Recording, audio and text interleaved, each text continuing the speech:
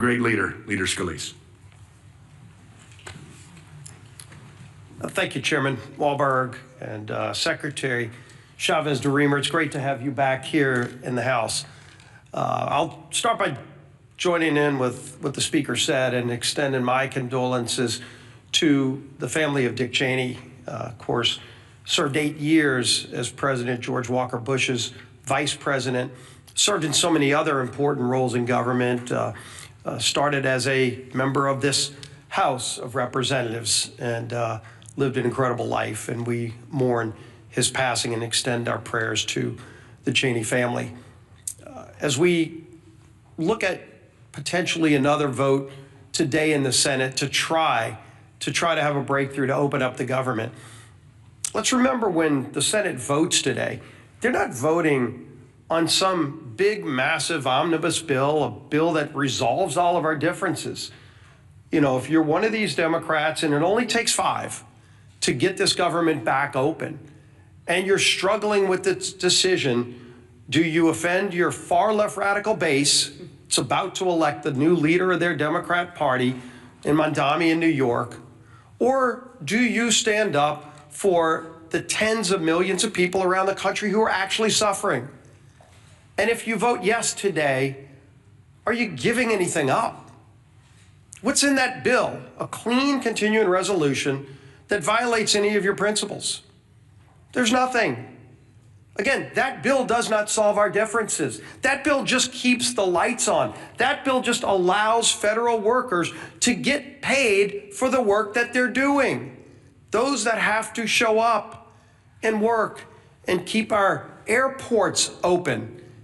The air traffic controllers who are working under high, incredible stress in a normal time so that planes can land and take off safely with 150 plus people on each one of those planes without worrying about the stress that as soon as they get off the job, they've got to go do a second shift as an Uber driver because they can't put food on the table because Democrats shut down the government.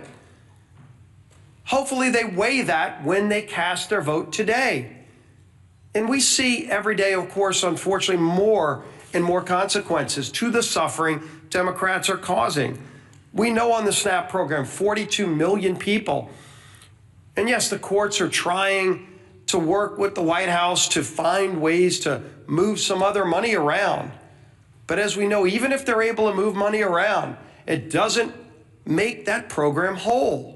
The only way to make the SNAP program whole is by Democrats opening up the government. It's real straightforward. You vote yes or no. You vote yes because you want to put food on the table for 42 million low-income families. But if you vote no, maybe because you're afraid of some radicals in Portland or San Francisco or New York City, when you vote no, you are taking food off the table for 42 million low-income people, the least among us who need that help. 6.7 million going without the Women, Infant, and Children program funding. WIC program is really, really important, again, to very low-income people who need that help. Democrats have no problem shutting off that funding, causing that suffering, and to use their term, because they think they're getting some kind of leverage. We still don't know what the leverage is for.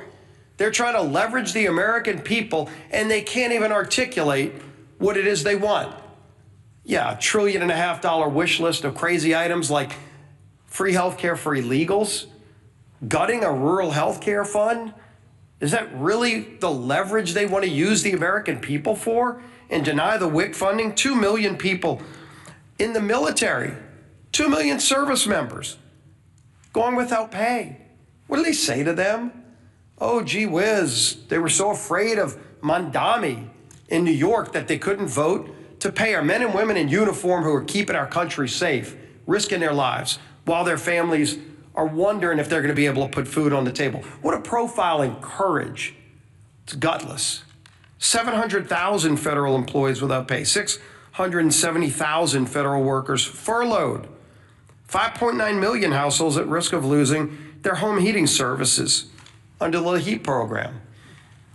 you know, we had Secretary Chavez DeRemer talk about opportunities for young people that just want to learn through apprentice programs to get their start in life so that they can go and get a skill, a trade, maybe start their own small business. That's not going to happen while the government's shut down. And if those Democrats vote no again today, ask them to articulate why. What's their answer to those young people? Some 19, 18-year-old kid who just wants to go learn electrical skills, but won't be able to because, why? Because Democrats want to use him as leverage in some game that they can't even explain. And then, of course, we all know all the different groups that have come out over and over. They've not said, let's pass some big sweeping omnibus bill. They've just said, pass the clean CR that the House passed over a month ago. The National Air Traffic Controllers Association, American Federation of Government Employees, Teamsters, Coalition of Airline Pilots Association, Airline Pilots Association, NetJets Association of Shared Aircraft Pilots, Southwest Airline Pilots. Additionally, United Airlines, Delta Airlines, American Airlines, Southwest Airlines have all called for the same thing, is for the Democrats in the Senate to pass the clean CR. The message couldn't be clear. Their mission can't be more direct. You just show up today and do your job and vote yes. Doesn't solve all of our differences. It just gives us a few more weeks to start negotiating our differences on so many things, but while not holding the American people hostage. End this madness, Democrats. Open up the government. Our whip, Tom Emmer.